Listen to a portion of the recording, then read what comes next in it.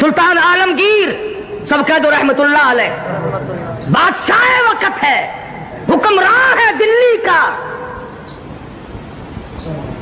در خیبر سے لے کر چاٹاگاؤں کی پہاڑیوں تک سلطان عالمگیر کی بادشاہت ہے، مگر دیندار اتنا ہے، توجہ کرنا، بادشاہ عالمگیر کو مدنی کریم صلی اللہ علیہ وسلم کی 5000 حدیثیں زبانی یاد تھی۔ بادشاہ کو 5000 حدیث شریف زبانی یاد تھی، اور آج کل کی ہائی تعلیم کے بارے میں تمہیں بتاؤں، کئی کتنے سالوں کی بات ہے، عام خاص باغ میں جلسہ ملتان میں ایک وزیر آیا، تقریر کرنے سے پہلے کہنے لگا پڑھو درود شریف لا الہ الا اللہ محمد الرسول اللہ۔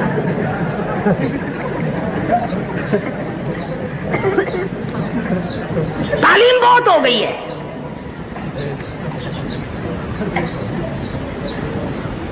عالمگیر بادشاہ نے 40 علماء بٹھا رکھے تھے جو فتویٰ لکھتے تھے، رات کو فتوے سنا کرتا تھا اور اشکال پیدا کرتا تھا۔ ملا جیون رحمت اللہ علیہ عالمگیر کا استاد ہے، انتقال کر گیا، میں نے اور آپ نے بھی مر جانا ہے۔ فوت ہونے سے پہلے وصیت نامہ لکھ دیا، فرماتے ہیں میری نماز جنازہ وہ آدمی پڑھائے جس کی تمام عمر میں جب سے ہوش و حواس سنبھالا ہے اس کی ایک دن بھی سفر میں، حضر میں، دکھ میں، درد میں، بیماری میں کبھی بھی کسی حال میں بھی تہجد کی نماز قضا نہ ہوئی ہو۔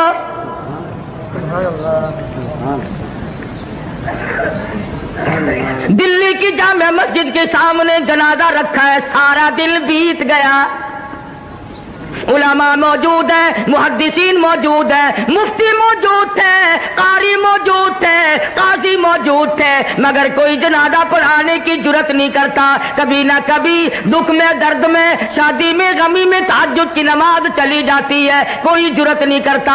عصر کا وقت ہوا، بادشاہ عالمگیر استاد محترم کے جنازے کے قریب پہنچا اور منہ سے کپڑا اٹھا کے کہنے لگا او اللہ والے تجھے کیا ملا، دنیا سے جاتے جاتے میرا راز کھول گئے۔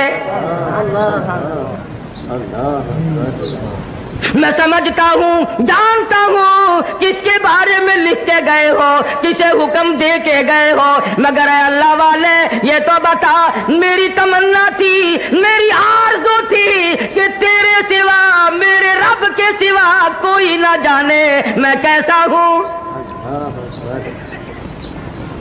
والذین یبیتون لربہم سجدا وقیاما، وہ لوگ کتنے کامیاب ہیں جن کی راتیں سجدوں اور قیام میں بیت جاتی ہیں۔ امن ہوا قانت آناء اللیل،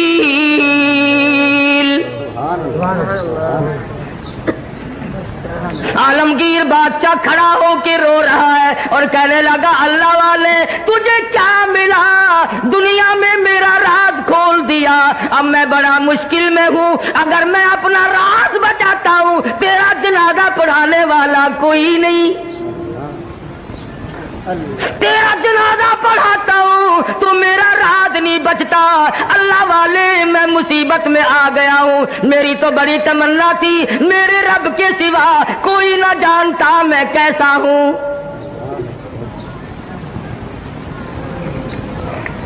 اب میں اور کیا کر سکتا ہوں، میرا اللہ مالک ہے۔ کھڑے ہو کر کے فرمانے لگے او لوگوں صف درست کرو، میں فقیر جناب اولاد قرآن نہیں پڑھتی، ملکوں کی اولاد قرآن نہیں پڑھتی، ملکوں کی اولاد قرآن نہیں پڑھتی، خانوں کی اولاد نہیں پڑھتی، تھانے دار کی اولاد قرآن نہیں پڑھتی، اے سی کی اولاد قرآن نہیں پڑھتی، تحصیلدار کی اولاد قرآن نہیں پڑھتی،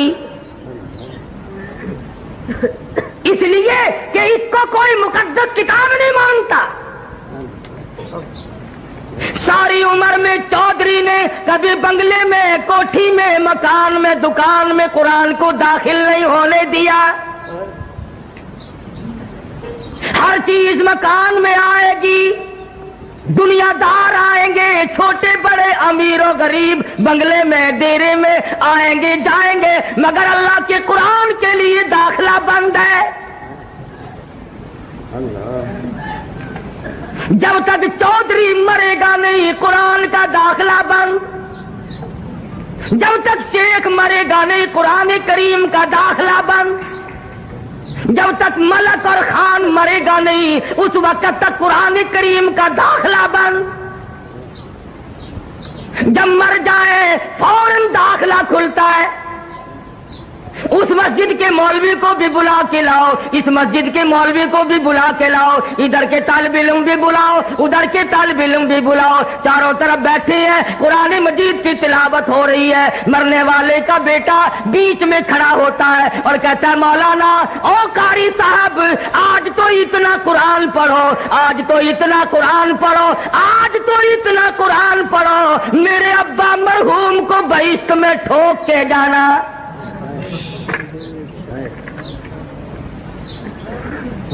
داخلہ تو ملنا نہیں، ٹھوکنا ہی پڑے گا۔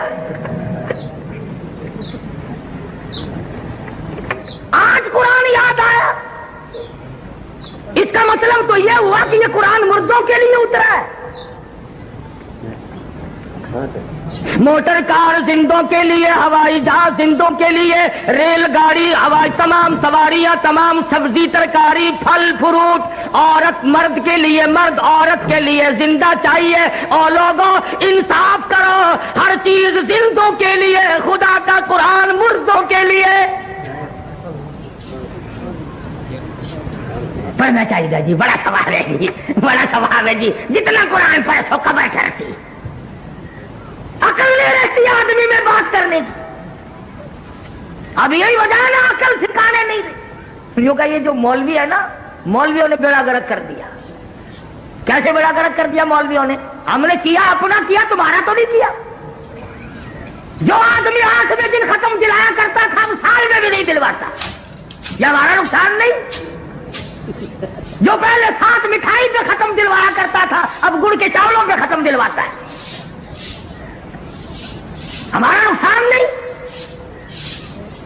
پہلے قورمے پہ ختم آیا کرتا تھا اب آلو شریف پہ ختم آنے لگا ہے۔ نہ تمہیں گیس پیدا کرتے ہیں آلو، مردوں کو نہیں کریں گے۔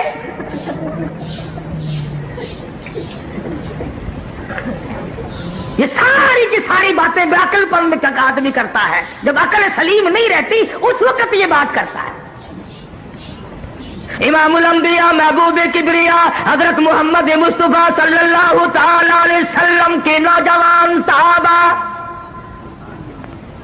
مرد تھے یا عورتیں تھیں، بوڑھے تھے یا جوان تھے، امیر تھے غریب تھے، تمام کے تمام نے کمال کر دیا۔ اور خدا کہتا ہے اولئک کتب فی قلوبہم الایمان،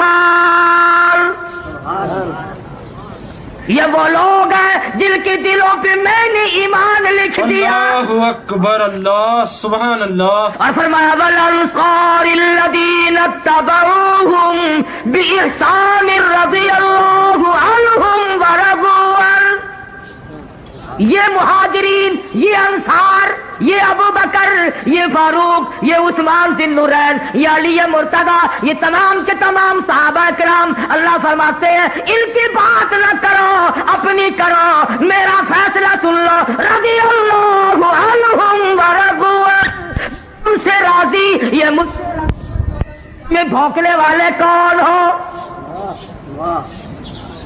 تم کون ہو؟ تمہیں کیا مطلب ہے؟ کیونکہ دیکھو نا، صدیق اکبر نے خلافت پہ قبضہ کر لیا، پھر تو اور تیرے باپ دادا اس وقت کیوں نہیں بولے؟ اس وقت کیوں نہیں بولے؟ اگر دم تھا، اگر خم تھا، جرأت تھی، اس وقت کیوں نہیں بولے؟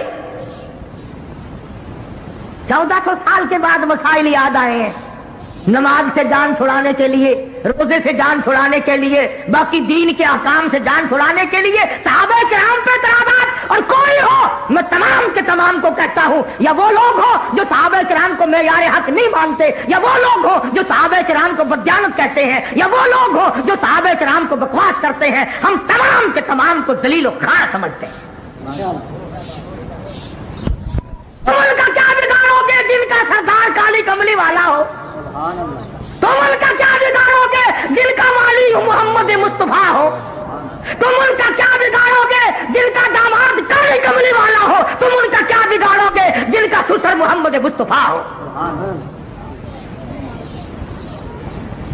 تم دنیا میں نہیں ڈھونڈتے پھرتے؟ جو جج آتا ہے اس کا گاڑا پٹھارا نکالتے ہو، پتہ لگاؤ یہ ہے کتوں دا، کہڑے علاقے دے رہن والا، صرف کوئی معاملے نو کسی جاندا